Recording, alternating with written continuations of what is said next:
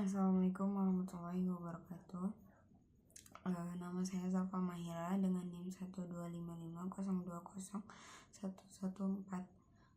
Ingin memenuhi tugas praktik ibadah, yaitu menerjemahkan tafsir dari surat Al-Ikhlas. Bismillahirrahmanirrahim.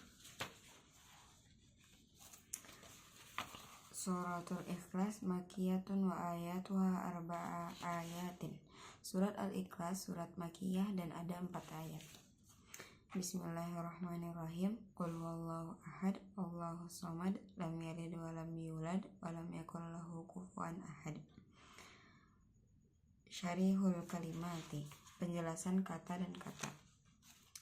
Qul huwallahu ahad ay kulli man sa'alaka ya nabiyana an rabbika huwallahu ahad. Wahai Nabi kami, katakanlah orang yang bertanya kepadamu tentang Tuhanmu, dialah Allah yang Maha Esa.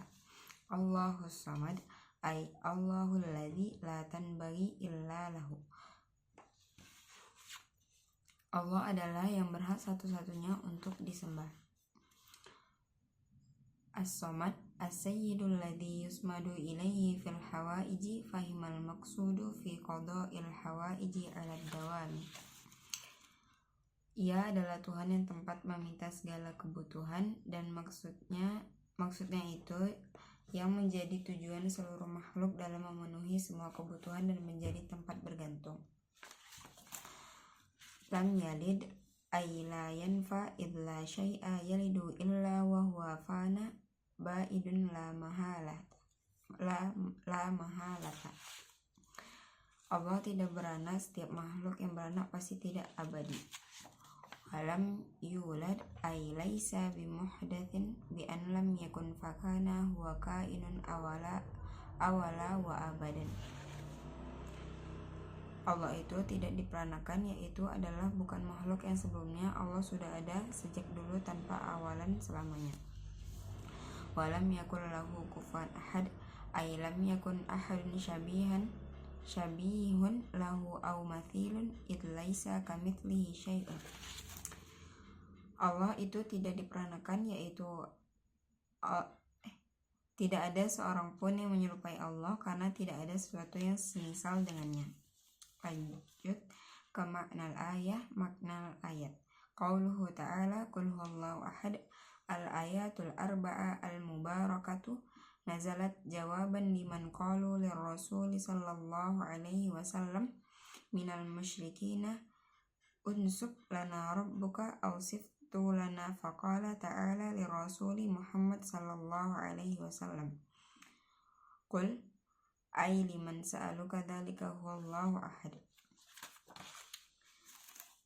Qul huwallahu ahad, firman Allah Ta'ala bahwasannya Allah yang Maha Esa, dan bahwa 4 ayat yang mulia ini turun sebagai jawaban kepada orang musyrik yang berkata, jelaskan kepada kami nasab Tuhanmu atau sifatkan Tuhanmu kepada kami. Maka Allah memerintahkan Muhammad sallallahu alaihi wasallam untuk berkata, dialah Allah yang Maha Esa, Allah tempat meminta segala sesuatu dan tidak beranak, tidak pula diperanakan, dan tidak ada sesuatu yang setara dengannya. Allahus samad lam yalid wa lam yulad wa lam yakul lahu kufuwan ahad. Ay rabbi huwallahu ay ilahul ladzi la tanbagil uliyati illa lahu wa la tuslihul ibadatu illa lahu ahadun fi dhatihi wa sifatihi wa af'alihi falaysa lahu nazirun wa la mathilun fi dhalika idh huwa khaliqul kulli wa malikul jami'i falan takul muhdatsatul mukhlaqatu ka khaliqiha wa muhdathiha Allahu ay al-ma'budu alladzi la ma'budu bihaqqin illahu. As-samadu ay sayyidul maqsudu fi qada'il hawaijil ladzi istaghna an kulli khalqihi wa iftaqara kullu ilayhi. Lam yalid ay lam yakul lahu waladul intifa'i man yujanisuhu idil waladu yujanisu walidihu wal mujanasatu munfiyatun anhu ta'ala illaisa kamitslihi syai'un wa lam yulad lintifa'il huduthi anhu ta'ala. Allahu samad lam yalid wa lam yulad. Rabbku adalah Allah, yaitu satu-satunya Tuhan yang berhak disembah dengan ibadah, dan ibadah itu tidak ditujukan kepada selainnya. Dialah yang Maha Esa di dalam zatnya, sifatnya, dan perbuatannya.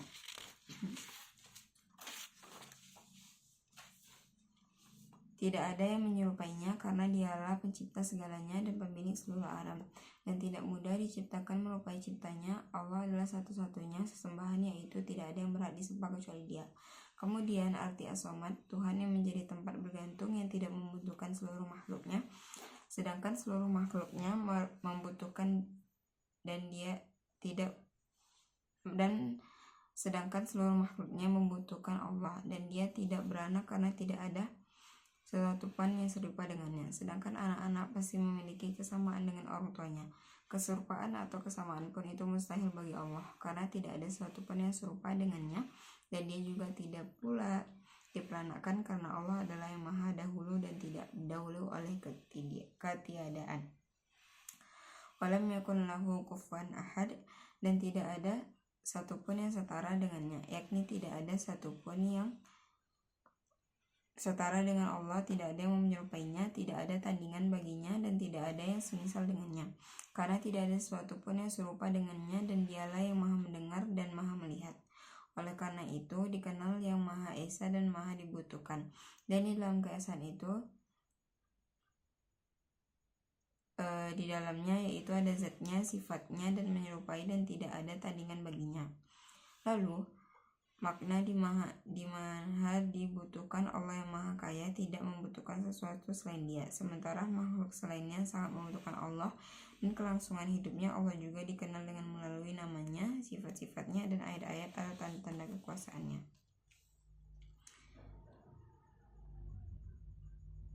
Walam yakun lahu kufuwan ahad, ay walam yakun ahadun kafulahu wala mathilan wala nadhiran wala syabihan, id laisa kamithlihi syai'un wa huwa as-sami'ul basir. Faladha huwa yu'rafu bil hadiyati wa samadiyati, fal hadayatu wa annahu wahidun fi dhatihi wa sifatihi wa af'alihi, lam yakun lahu kufuwan wala syabihu wala nadhirun, wa samadiyatu hiya annal mustaghni an kulli ma siwahu wal muftakiru ilai fi wujudi wa baqaihi kullu ma wa'ada, kama yu'rafu bi asma'ihi wa sifatihi wa ayatihi.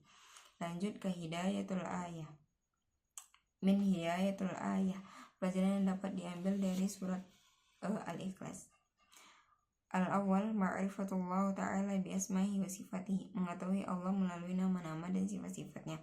Al-thani, taqrirut tauhid wan nubuwah, penegasan tentang pentauhidan dan kenabian. Al-thalithah, butlanu nisbatul waladu ilallah ta'ala, batalnya penisbatan bahwa Allah memiliki anak. Wujubu ibadat ar-rabi', wujubu ibadatihi ta'ala wahdahu la syarikalah fiha, idh huwa Allahu dzul uluhiyati 'alal khalqihi duna siwah.